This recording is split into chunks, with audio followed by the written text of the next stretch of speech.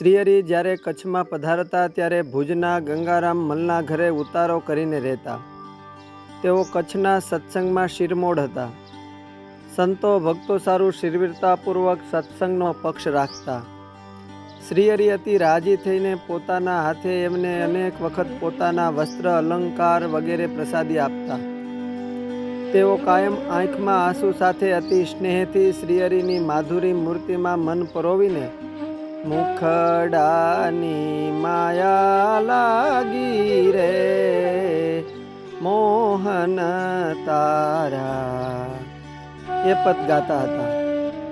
એ કીર્તનનું એક ચરણ હજુ પૂરું ન થાય ત્યાં તો આંખમાં આંસુ આવી જતા અને કીર્તન પૂરું ન થાય ત્યાં સુધી તો પોખ મૂકીને રડી પડતા. એવી શ્રીહરિને વિશે અતિશય પ્રીતિ હતી. પરંતુ આત્મભાવ અને વૈરાગ્યનું સામાન્યપણું હોય, દેહ અને દેહના સંબંધીને વિશે તેમજ ખાવા પીવાને વિશે આસક્તિ, તેણે કરીને ઘણી વાર સંતો ભક્તો કે બ્રહ્મચારી સાથે પણ એમને મનભેદ થતા. સંજોગ વશાત એમના દીકરા માધવજીનો દીકરો મોતિયો રાંડ્યો ત્યારે એ ઘણા વ્યથિત થઈ ગયા. જ્યારે ગામની કોઈ ડોશીઓ ઠાકુરજીને શિવજીના દર્શન કરીને સામી ઓરડીમાં ગંગારામભાઈના દર્શન કરીને બોલે કે ગંગારામભાઈ, આ માધવજીનો મોતિયો રાંડ્યો એ બહુ ખોટું થયું. એનું તો મોટે ઘરે સગપણ પણ હતું.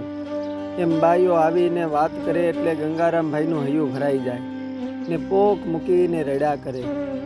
પછી હરિભક્તો આવીને વળી ફરીને બહુ સમજાવે ત્યારે છાના રહે. વળી કોઈ આવીને એ સંભાળે એટલે વળી પાછા રડે. આખો દિવસ પોતાના દીકરાને છાતી ઉપર બેસાડીને રમાડ્યા કરે. એક દિવસ સદગુરુ નિર્ગુણદાસ સ્વામીએ એમને કહ્યું છે, ગંગારામભાઈ, છોકરાને વિશે બહુ પ્રીતિ હોય તો છોકરાને ત્યાં જન્મ લેવો પડશે હો. ત્યારે તેઓ ખીજાઈને બોલ્યા છે, આ છોકરાઓ તો મારી છાતી સાથે જીડ્યા છે. તે તમે આજકાલના કહેનારાને કહેવે કરીને હું છોકરાઓને મેલી દઈશ અને એને પેટે જન્મ લઈશ.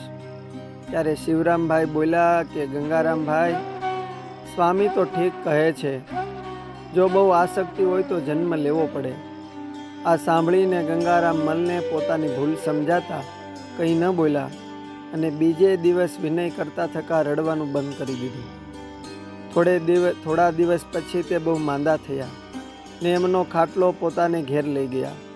ઘરે 4-5 દિવસ થયા એટલે ગંગારામ મલ સંદેશો મોકલાવીને નિર્ગુણદાસ સ્વામી અને સૌ સંતોને વાતો કરવા એમના પાસે બોલાવતા.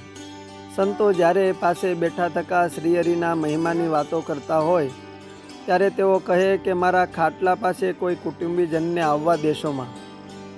જેને જ્યારે કોઈ પરિવારજનો એમને અન્ન જમવાનું કહે તો ગંગારામભાઈ તુરત કહે કે અન્ન તો મને ઝેર જેવું લાગે છે.